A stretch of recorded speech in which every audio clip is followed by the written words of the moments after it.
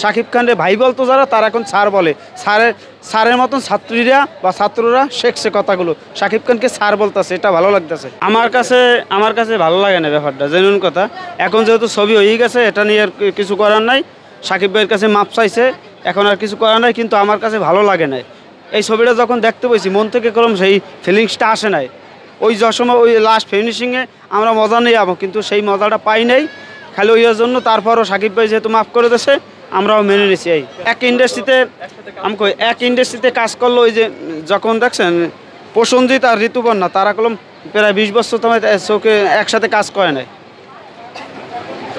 এক ইন্ডাস্ট্রি থাকলে কী হবে, মেনেছে সে অভদ্রমর মতন কাজ করবে না। যাক, এগুলো নিয়ে কথা বলতে চাই না। আমি তাণ্ডব 6 বার দেখছি, লাকি 7 দেখবো আশা করি। আর মেগাস্টার শাকিব খানের ছবি 10-15 বার 20 বার না দেখলে ততক্ষণ পর্যন্ত ভালো লাগে না। এখন সমালোচনার একটা লিমিট আছে, লিমিট ছাড়াই গেলে তো সেই সমালোচনা কাজ হয় না।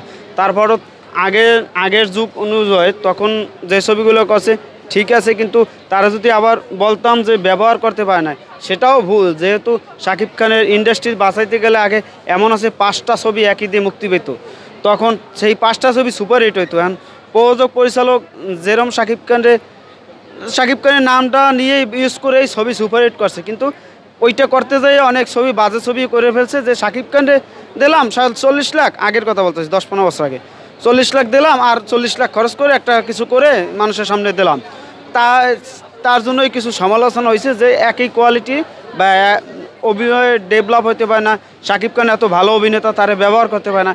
ওইটাই সমস্যা। এখন শাকিব খান বছরে 2টা ছবি করে, সেই 2টা সময় নিয়ে সে নতুনভাবে প্রেজেন্ট করতে পারে। আগে ছবি কত সময় নেবে, কি এক সাইডে বড় চুল, এক সাইডে ছোটো চুল, শুধু সময়ের অভাবে 16-17টা বছরে ছবি করতো, 18টা ছবি মুক্তি পেয়েছে শাকিব খানের। সম্প্রতি একটি অ্যাওয়ার্ড অনুষ্ঠানে বলেছে, অনেকে বলেছিল তার কেরিয়ার শেষ, কিন্তু তিনি তার জবাবটা দিয়েছেন যে মাত্র শুরু।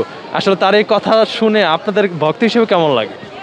আমরা তো খুশিতে আত্মহারা, কিন্তু ওই মেরিল প্রথম আলো আমরা বয়কট করছিলাম, তার নিয়ে ওগুলো নিয়ে আমরা কথা বলি নাই, ওগুলো নিয়ে আমরা কথা বলতে চাই না। তারপর শাকিব খান গেছে, ভালো লাগছে, কিন্তু আমরা বয়কট করছি মেরিল প্রথম আলো, জেনুন কথা। আর এটা সামনের বছরই বলবো যে কেন কি সব কিছু সামনের বছর খোলাসা করব। আর এখন শুধু শাকিব খান ওই কথাগুলো বলছে, ওই প্রত্যেকটা কথা মানুষের কাছে এমনভাবে গেঁথে গেছে, সকল মানুষ ওই কথাগুলো তার ভবিষ্যতে ওইগুলো তুলে ধরবে, বা তার বিপদগুলো যে হয়েছে সেই বিপদ থেকে কীভাবে উঠছে, শাকিব খানের কথাগুলো সবাই ওইটা শেয়ার করে।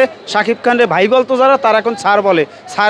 স্যারের মতন ছাত্রীরা বা ছাত্ররা শেখছে কথাগুলো, শাকিব খানকে স্যার বলতেছে, এটা ভালো লাগতেছে।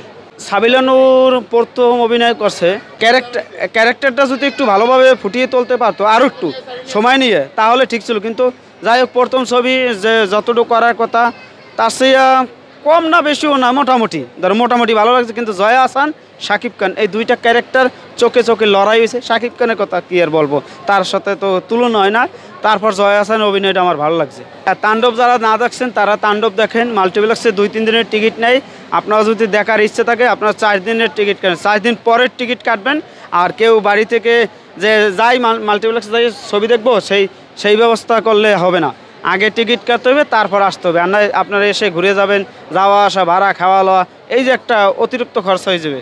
যদি সাকিব খান, আপনি তো সাকিব খান, এরকম কখনো হয়েছে যে কেউ সিনেমা দেখতে চেয়েছে সিনেপ্লেক্সে বা অন্য যে কোনো জায়গায়, নিজের টাকা খরচ করে আপনি সিনেমার টিকিট কেটে দিয়েছেন? মানে এমনি তো বন্ধু বান্ধবদের কিনে দেন, সেটা অন্য কথা, বাট এরকম দেখতে চেয়েছে? হ্যাঁ, অনেকে দিছি। আমি তো একবার 1 সময় শেষ টিকিট দিছিলাম, ছবি এরম ওই শহর গেঞ্জি দিছি, কত কিছু দিছি, প্রোগ্রাম করছি আমরা সব। এখন অনেক সাকিবিয়ান মিলে প্রোগ্রাম করছি।